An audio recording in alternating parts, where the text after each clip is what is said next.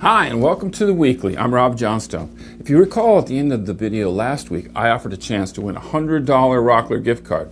So 1,200 people took advantage of that, and from that we randomly selected a name, Noel Muniz. I'm sorry if I mispronounced your last name. Anyway, Noel won a $100 Rockler gift card, which we'll be sending out this week, and I really hope you enjoy it. The rest of the video this week is on finishing, so let's get down to the shop. Again, congratulations to our first winner, and to celebrate that, I have a great idea. I love this joke, and I think you will too. Whoa. We talked about this. No jokes. Okay then. It was a great joke. Finishing is the topic that we get the most questions about, bar none.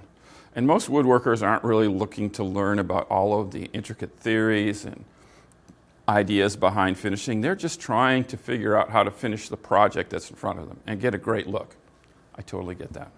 That's why in today's Weekly, we've gathered together 2 basic finishing videos that will help you get the job done fast and easy with a near guarantee of success.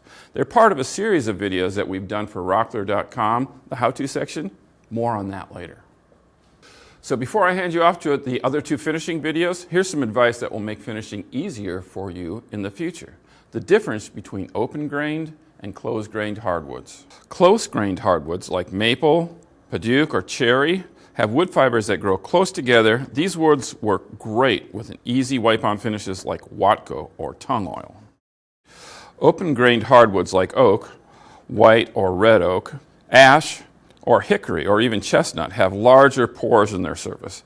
Not great for applying drying oil like Watco. It will get into the pores and take a long time to dry, weeping out for a frustratingly long period of time.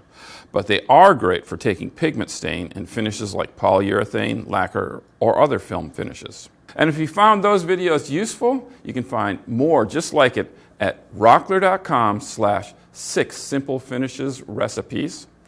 Thanks for watching.